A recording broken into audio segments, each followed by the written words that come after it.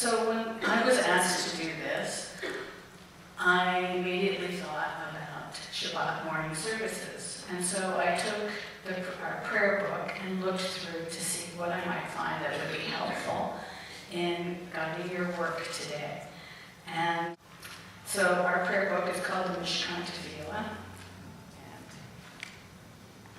And I chose 4 prayers from the Saturday morning service.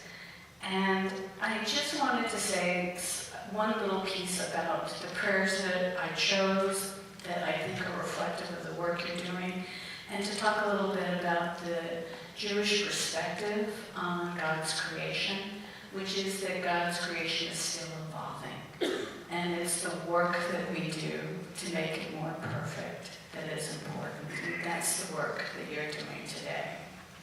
Is a prayer where we just thank God and are grateful for our souls. Commandments.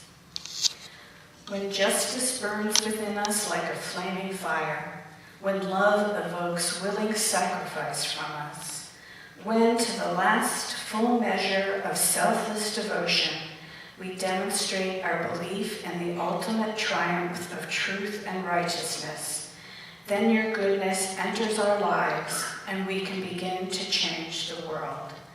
And then you live in your hearts and we, through righteousness, behold your presence. This final prayer is the prayer that's typically used in preparation for the Amidah, which is the silent prayer. And I think it's kind of the most appropriate in preparation for the work that you're doing today. It's a nice short little prayer. Pray as if everything depended on God. Act as if everything depended on you. Thank you. I'd like to introduce to you the panel. And you're all in just about the order I was going to introduce you. This is like perfect. So let's begin right here, closest to me. We have the Reverend C.W. Kendricks, Pastor Walter. Good to have you here. As Pastor Walter says it, he followed his earthly father's path, who was a pastor at Mount Zion Baptist Church in Lorain, Ohio, for 39 years. You're not 39 years in yet. No, not yet. Pastor Walter is now a pastor at the Morning Star Baptist Church of Spokane. He's an advocate for justice for everyone, regardless of race, gender, lifestyle, economic status. Having had a few conversations with him in recent years, I would say he's a cranky advocate for justice with a holy impatience for us to figure it out and get it right.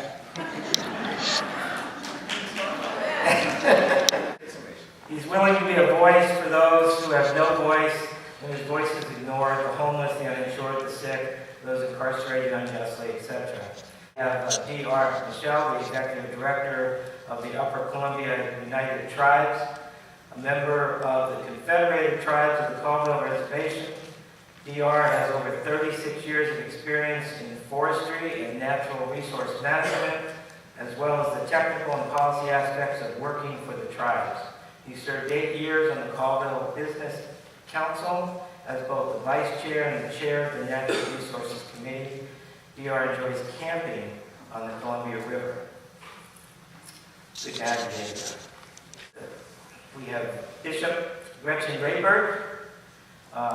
Bishop Gretchen was ordained and consecrated on March 18th of 2017 as the 9th Bishop of the Episcopal Diocese of Spokane. She's born and raised in Lorain, Ohio. 30.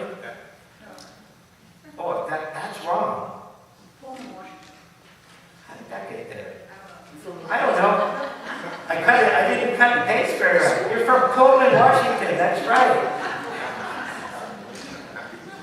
She's passionate about proclaiming the inclusive love of God and equipping the people of God for transformation and growth.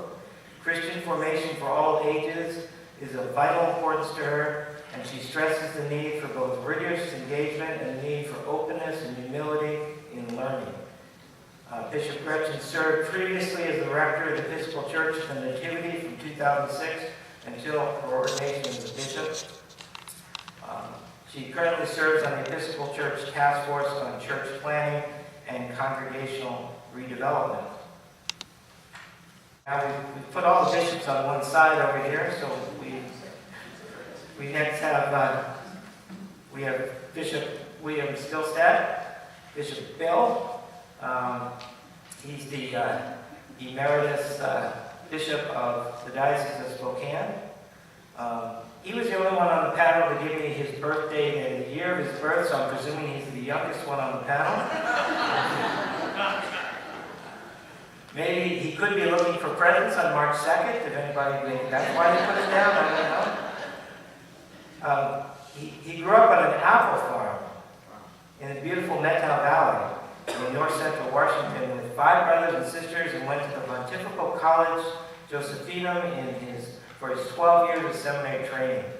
He was ordained in 1960 for this diocese of Spokane, appointed the 4th bishop of the Diocese of Yakima in 1977, and then came to be the bishop of Spokane in 1990 until 2010. The U.S. Catholic bishops elected him as vice president, their vice president in 2001, and as president from 2004 to 2007. Till recently, he was the co-chair of the National Catholic Methodist Dialogue for over 10 years. He has a few hobbies. He doesn't get to do them all anymore. Beekeeping, so you're used to be in the middle of danger, I guess. And amateur radio and mountain hiking. So some nice little things to do. So now you've had a little bit of an introduction. I want to let you